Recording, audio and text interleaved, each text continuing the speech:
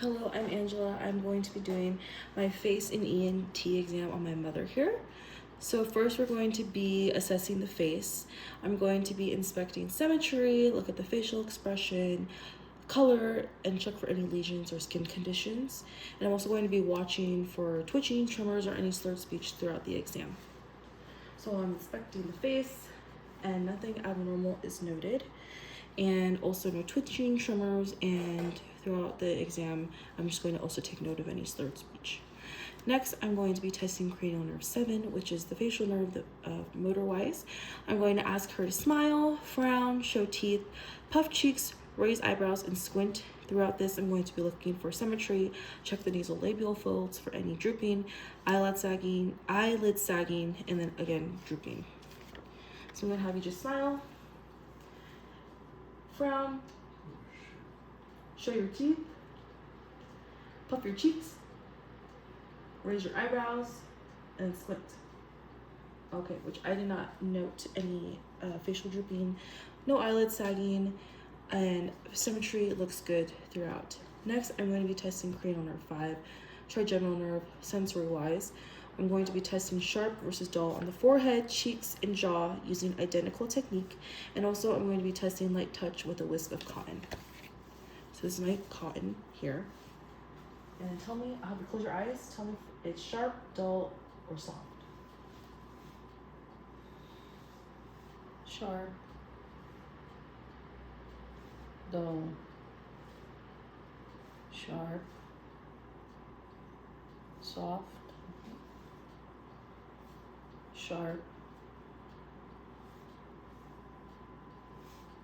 soft, dull, soft, sharp, dull, sharp, Again. dull, sharp, soft. Okay.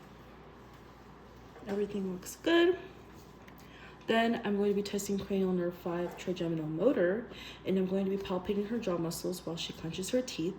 I'm also going to be assessing TMJ movement for crepitus, mobility, and tenderness.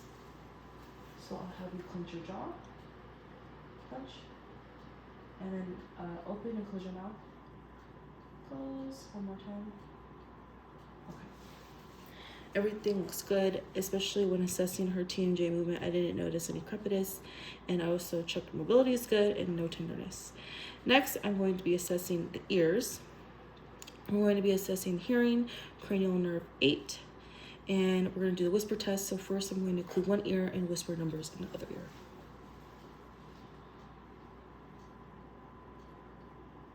4, Good. Other side.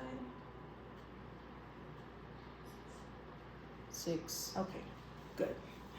Next, I'm going to be doing the Weber test, which tests lateralization. So I have my tuning fork here. Tell me if you hear this in one ear or both ears. both, Nice. Next, I'm going to be doing the Rini test, which tests if air conduction is greater than bone conduction, which is the normal. So tell me which one you hear better. So I'm going to be hitting the tuning fork and then going here and then here. So tell me which one you hear better. Here or here? second, Okay, thank you. Other side. Here or here? second, Okay. So air conduction is greater than bone conduction, which is normal, and so her hearing is good. Next, I'm going to be inspecting the external ear for shape, symmetry, lesions, discharge, redness, or swelling.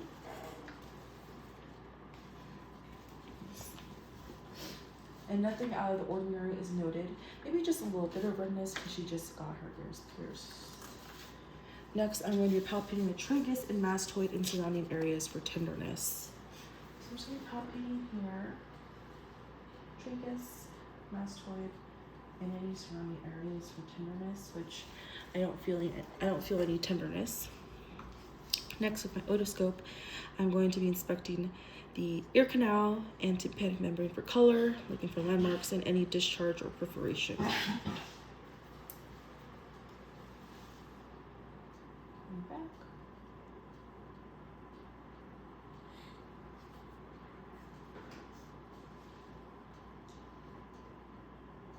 Okay. And on the other side. And back.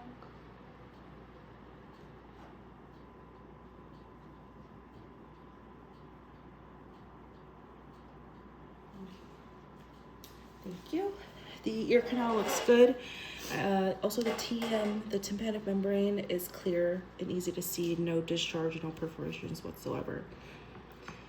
Next, I'm going to be inspecting the sinuses. I'm going to look for any redness or swelling and also facial asymmetry, which is not noted.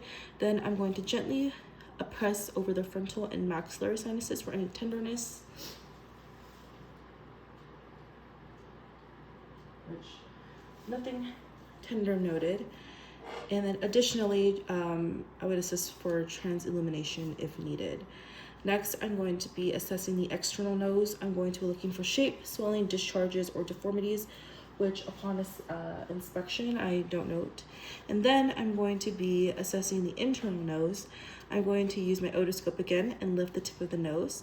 The internal mucosa should be pink. I'm also going to be looking at the septum, any turbinates, any discharge, bleeding, or lesions.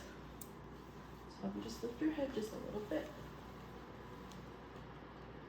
Tip of the nose. Okay. Other side.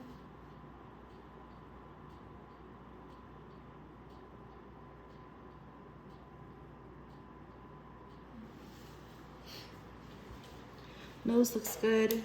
Nothing out of the ordinary. No discharge, bleeding, or lesions. Next, I'm going to be inspecting the mouth and throat. Externally, I'm going to be inspecting the lips for color, moisture, lesions, or deformities, which her lips are nice and pink. No lesions, no deformities. I'm also going to be looking at the internal, so I'm going to be removing the otoscope speculum, and with the white light, I'm going to be inspecting the gums, teeth, mucosa, and look for Stenson's and Wharton's ducts. Okay. Or just open your mouth for me. Okay. Nothing noted out of the ordinary. I'm then going to be inspecting the tongue, inspect the surface and lateral edges, and I'm also going to have her lift her tongue up. Your tongue. Okay, and then lift your tongue up. Thank you. And then palate-wise, her palate is, let me check one more time. Can you stick your tongue out? It is a pink color, so she has a hard palate. And then I'm going to be testing the posterior pharynx. I'm going to have her say ah to observe uvular rise, which is cranial nerves 9 and 10. I'm also going to be inspecting the tonsils, pillars, and posterior wall for swelling, redness, secretions, or exudate. Say ah. Uvula. And then tonsils. No swelling, no exudate noted. Lastly, I'm going to be testing the gag reflex. The test is only at the end, and it's briefly to test cranial nerves 9 and 10. I'm going to avoid the posterior tongue until ready. So my tongue blade here. You can just open your mouth here and we're good. And that concludes the end of my face ENT exam. Thank you.